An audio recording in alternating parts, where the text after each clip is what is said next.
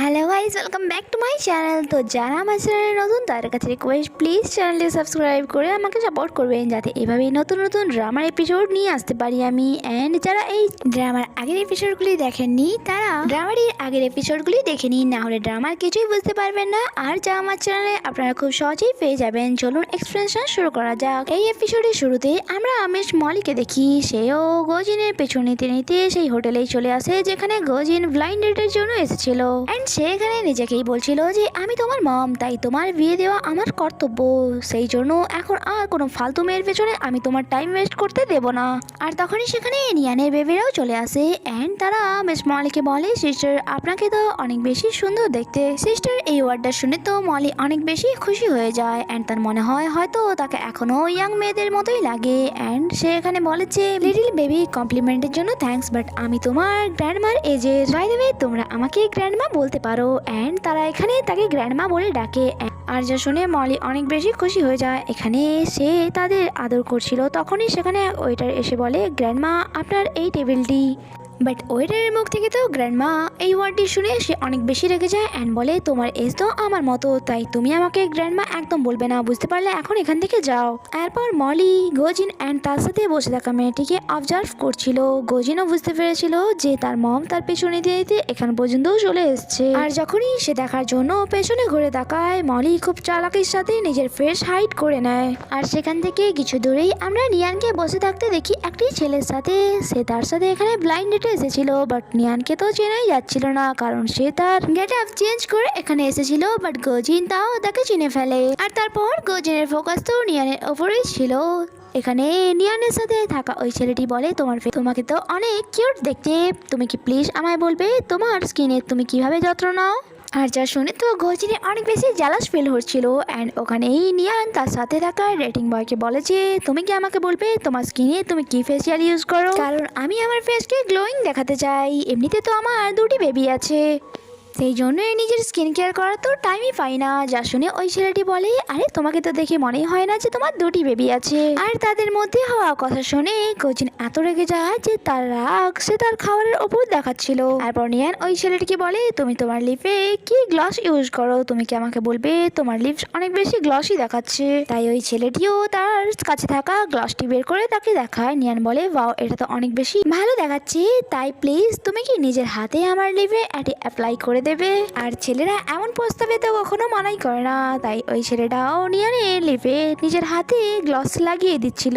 আর যা দেখে তো গজিন তার সাথে থাকা মেয়েটিকে জিজ্ঞাসা করে, তোমার কাছে কি কোনো লিপস্টিক আছে? মেয়েটি বলে, হ্যাঁ, বাট কেন? গজিন বলে, অ্যাকচুয়ালি তুমি যে এই লিপস্টিকের শেডটি পরে আছো তা একদমই তোমার সাথে ম্যাচ খাচ্ছে না, তাই ওটা আমাকে দাও, আমি নিজের হাতে তোমার ঠোঁট রাঙিয়ে দেবো। যা শুনে তো ওই মেয়েটির খুশির কোনো সীমানাই ছিল না, কারণ সে ভাবছিল গজিন তাকে লাইক করতে শুরু করেছে অ্যান্ড সে তাকে লিপস্টিকও দিয়ে দেয়। যখন কি মনে আগুন জ্বলছিল অ্যান্ড লিপস্টিক নিয়ে সে তার ঠোঁটে লাগানো শুরু করে, বাট তার ফোকাস তো পুরো নিয়ানের দিকেই ছিল। আর দূরে বসে থাকা মলি যে গজিনের ওপরেই নজর রাখছিল, সে ভাবছিল যে গজিনের তো এবার সেটিং হতে চলেছে, বাট এই চক্করে সে অনেক বেশি শরবত খেয়ে নিয়েছিল, তাই তাকে তাড়াহুড়ো করে ওয়াশরুমে যেতে হয়। আর সেখানে আমরা গজিনকে দেখি যে নিয়ানের দিকে দেখতে দেখতেই তার ডেটিং গার্লের লিপে লিপস্টিক লাগিয়ে যাচ্ছিল, বাট আমরা দেখি তাকে তো একদম সে জোকার বানিয়ে ফেলেছে।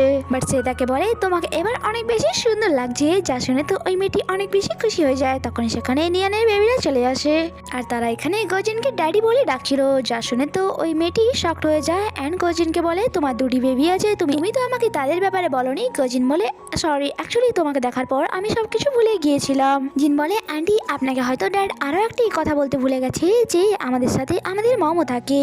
আর যা শুনে তো ওই মেয়েটি তার লাল মুখ নিয়ে অনেক রেগে সেখান থেকে চলে যায়। তারপর গজিন তাদেরকে বলে, তোমরা এখানে এসে আমাকে বাঁচিয়ে নিয়েছো, এবার চলো আমরা তোমার মমের ব্লাইন্ড ডেট খারাপ করি।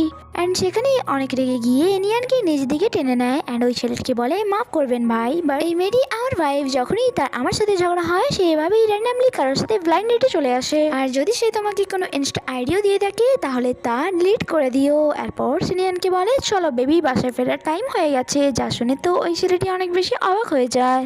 তারপর আমরা মলিকে দেখি সে যখন ওয়াশরুম থেকে বাইরে আসে সে এই ভাবনাতেই হারিয়েছিল যে আমার ছেলের ব্লাইন্ডেড পছন্দ হয়েছে, এরপর সে বিয়ে করে নেবে, তারপর তাদের ছোট ছোট কিউট কিউট বেবি হবে অ্যান্ড তারা সারাদিন আমাকে গ্র্যানি গ্র্যানি বলবে।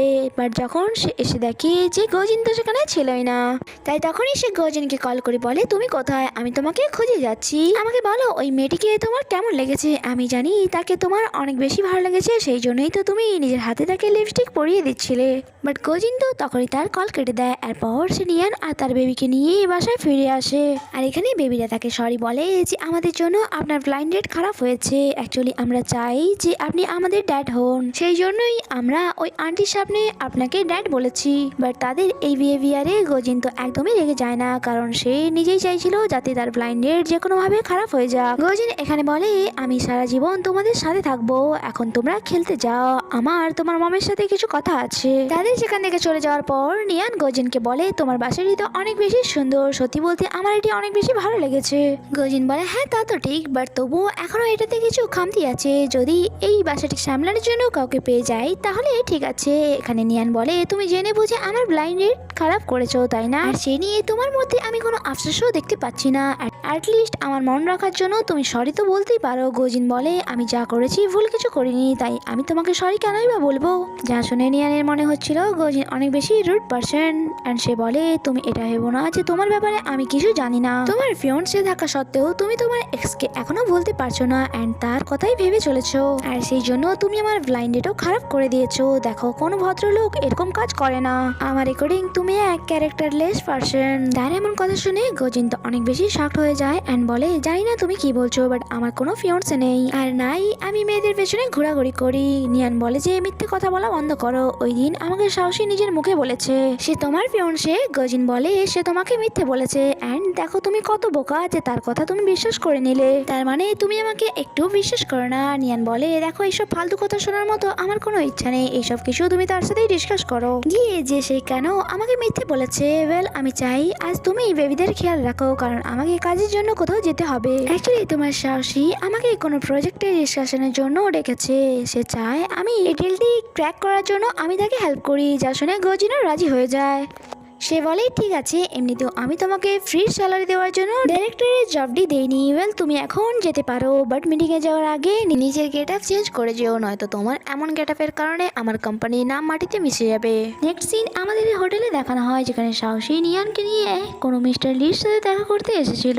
সাহসী এখানে নিয়ানকে মিস্টার লির সাথে ইন্ট্রোডিউস করিয়ে বলে যে মিস্টার লির তোমার কাজ অনেক বেশি ভালো লেগেছে, তাই তুমি ওনার সাথে প্রজেক্টের ব্যাপারে ডিসকাস করো, আমি ততক্ষণ ওয়াশরুম হয়ে আসছি। নিয়ানের তো কিছু গোলমাল মনে হচ্ছিল।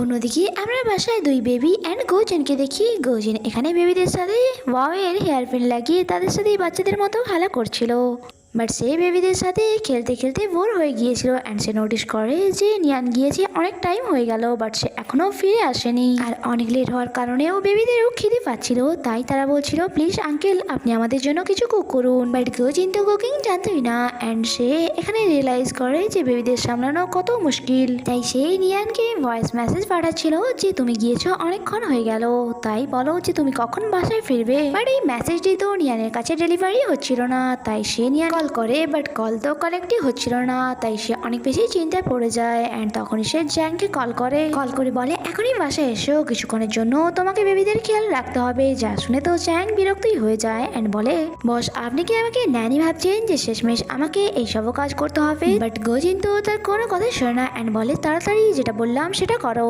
জ্যাং বলে যে বস এবার তো একটু বেশি হয়ে গিয়েছে। অন্যদিকে আমরা নিয়ানকে দেখি, তাকে মিস্টার লি জোর করে ড্রিঙ্ক করাচ্ছিল অ্যান্ড বলে বাস বটল শেষ হওয়ার পরে আমরা প্রজেক্টের ব্যাপারে ডিসকাস করব।